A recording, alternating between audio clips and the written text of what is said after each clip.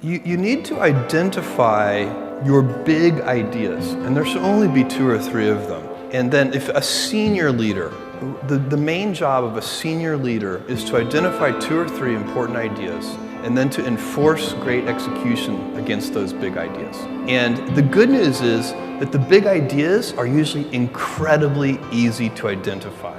You shouldn't need to think about them very much. You already know what they are. Let me give you an example. For Amazon, the consumer business, the 3 big ideas are low prices, fast delivery, and vast selection. You don't need, it's not the kind, the way you know that they're the big ideas is because they're so obvious. The big ideas should be obvious. And by the way, it's very hard to maintain a firm grasp of the obvious at all times. So little things can distract you from the obvious. But you have to back up and say, these are the 3 big ideas. How do we always deliver things a little faster? How do we always reduce our cost structure so that we can have prices that are a little lower? And the good thing about these big ideas is they will be stable in time. So I know for a fact that 10 years from now, customers are still going to like low prices. No matter what happens with technology and everything else, no matter what happens, people are going to like faster delivery. It is impossible for me to imagine a scenario where 10 years from now,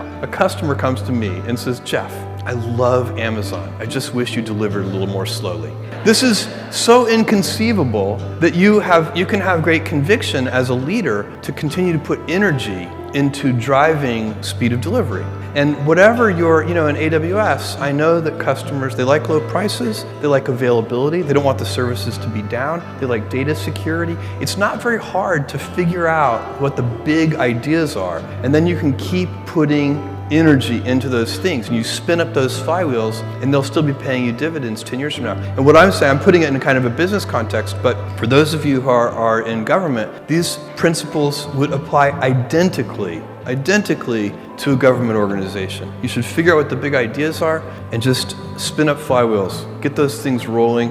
Make sure that you've picked things that'll still be true 10 years from now, 20 years from now. My job, one of my jobs as the leader of Amazon, is to encourage people to be bold. And people love to focus on things that aren't yet working. And that's good, it's human nature. That kind of divine discontent can be very helpful. But it's incredibly hard to get people to take bold bets. And you need to encourage that. And if you're gonna take bold bets, they're gonna be experiments. And if they're experiments, you don't know ahead of time whether they're gonna work. Experiments are by their very nature prone to failure, but big successes, a few big successes compensate for dozens and dozens of things that didn't work.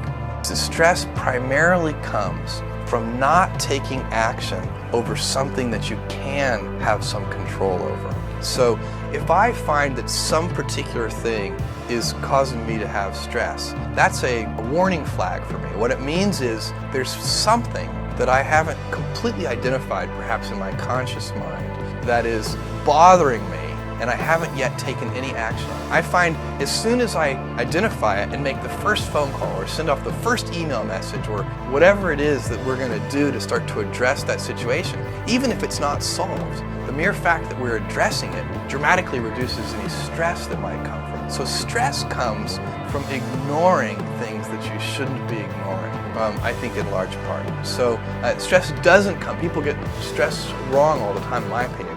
Stress doesn't come from hard work, for example. You can be working incredibly hard and loving it. And likewise, you can be out of work and incredibly stressed over that. So, and likewise, if you kind of use that as an analogy for what I was just talking about, if you're out of work, but you're going through, a disciplined approach of, a series of job interviews and so on and working to remedy that situation, you're going to be a lot less stressed than if you're just worrying about it and doing nothing.